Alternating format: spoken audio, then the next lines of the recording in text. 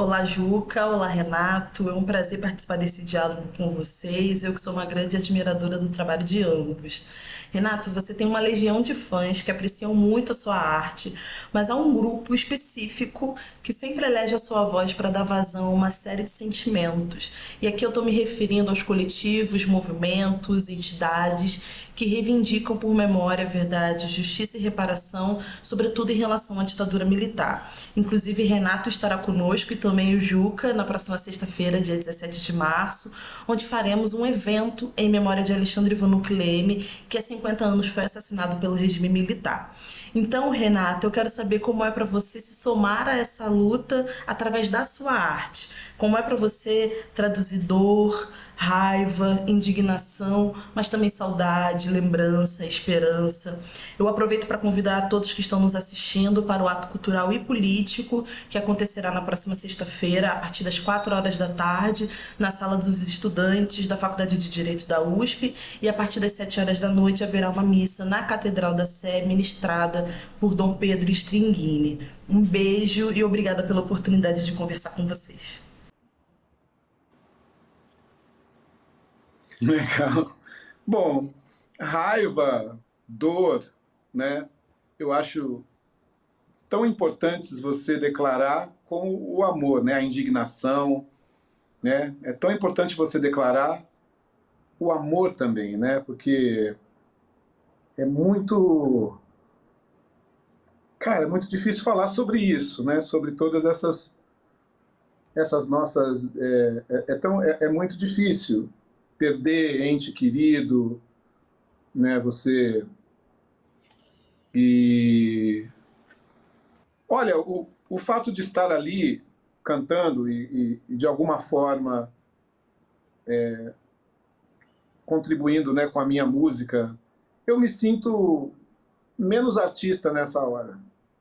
Eu me sinto muito mais um cidadão cumprindo um dever cívico, né? Que é relembrar o Alexandre. Eu conheço algumas pessoas da família, conheço a história do Alexandre e acho muito triste se perder uma pessoa brilhante, né,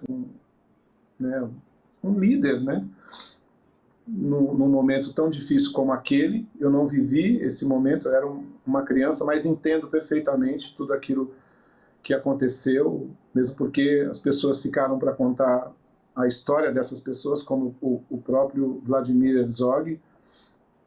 Me sinto feliz, embora, né, em poder participar, em poder estar ali junto dessas pessoas que eu tanto admiro e que eu sei que tenho amigos ali que eu vou querer bem para o resto da vida, né? Como o Camilo Vanuc, o Paulo Vanuc.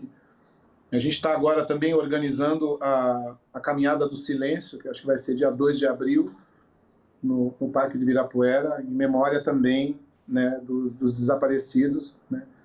Eu já venho também trabalhando nisso há alguns anos. Ficamos alguns anos, essa comissão foi extinta no governo Bolsonaro, o que é uma vergonha, né? Mas agora retomamos os trabalhos. E é isso, eu quero estar junto dessas pessoas que pensam nessa causa, e isso tem que ser sempre lembrado, né? Porque tivemos aí um momento muito difícil em que isso tudo foi colocado à prova, né? Nós quase regredimos muito mais do que, né, do que regredimos, né? Assim, quase isso seria catastrófico, né? Um país tão bonito, né? Tão solidário, né? Um povo tão, a gente não poderia sofrer mais do que já sofremos. Mas enfim, estaremos lá juntos, né? Às 4 horas, Pois né? é, 4 horas lá no Largo São Francisco, na 16 Faculdade horas de na Faculdade Direito, do Lago São Francisco e isso, na Catedral da Sé, onde às eu cantei 19. na missa, na missa do Betinho, e teria a honra de cantar também para o Alexandre Vanuc. E eu vou ter a honra de apresentar a cerimônia na Faculdade de Direito. E eu acho que é isso, né, Renato? Quando a gente participa dessas coisas, a gente está, em última análise, homenageando a vida desses brasileiros que foram embora tão cedo por um Sim, ideal, né, mortos da maneira covarde como foram. Celebrando a vida, celebrando o fato de que a luta deles não foi em vão, que eles não perderam e que eles ficaram como semente e que nós os cultuamos até hoje. Isso é muito importante. É muito importante ter isso em mente. Não é alguma coisa que seja... Claro que é uma cerimônia que sempre tem em si a tristeza da perda, mas tem ao mesmo tempo a alegria de poder lembrá-los e permitir que eles não morram nunca. Eu acho que isso é o que explica, né? Estar sempre presente nessas ocasiões. Você sabe, Juca, o meu pai, eu tive uma vida, assim, meu pai é um pai adotivo, né? O meu pai biológico, eu não fui criado por ele, fui criado pelo meu pai adotivo. O meu pai era uma figura muito silenciosa e não sabia assinar o nome, mas era um sábio.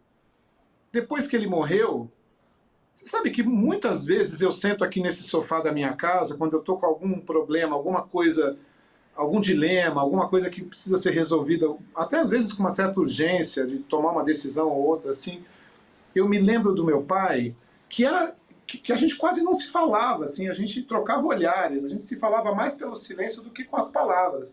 Não usávamos muito a palavra. Rapaz, ele me ajuda tanto até hoje. Até hoje, ele cochicha no meu ouvido, assim. Eu pergunto assim, pô, o que meu pai faria nessa hora, entendeu? E eu acho que essas pessoas, elas têm nos ajudado muito também. Se você pensar, o Betinho, por exemplo. Pô, cara, o que esse cara fez? Né? O que o Paulo Freire, pô, cara, é um aprendizado. Eu uma vez na China, perguntei para uma chinesa, fiz uma amiga, a Shang, e eu sempre tive curiosidade, assim, achei que ela falou assim, mas o que o Confúcio foi para vocês aqui? Porque no mundo inteiro, o Confúcio é um filósofo, é um pensador. Aí ela me disse assim, Renato, o Confúcio, assim como o Lao Tzu, para a gente aqui na China, eles foram professores. Eles foram nossos professores. Cara, é um professor. Esses caras estão ensinando a gente até hoje. Eles vão embora. É isso. É isso. E a gente vive aprendendo com eles. Renato, você conversa com o Betinho, eu converso com o Enfio, com quem eu convivi bastante, o irmão dele. Eu converso diariamente com esse cidadão aqui, ó. Ah, isso é maravilhoso. Aqui na minha mesa. Eu, com muita frequência, falo, o que será que o Magro faria? E olho para ele, o que você faria nessa situação? Eu penso sempre nele, quer dizer, como é que o Magro teria enfrentado esses 4 anos de obscurantismo que nós vivemos? Como é que ele estaria hoje, olhando para as novas perspectivas que estão postas outra vez, felizmente, para o Brasil, tendo que recomeçar, tendo que reconstruir, tendo que tirar de novo o país do mapa da fome. Mas são inspiradores mesmo, né, Renato? Nunca, eu estava no largo do Anhangabaú, quando ele fez aquele pronunciamento que ele não sabia se ia para a Itália, se não ia. Sim, eu tinha 14 anos, eu era office boy, tinha 14 anos. Eu estava ali, naquele lugar. Esse cara, ele já dava o norte pra gente ali, né? Isso. Ai, Juca, eu também passaria horas aqui conversando com você.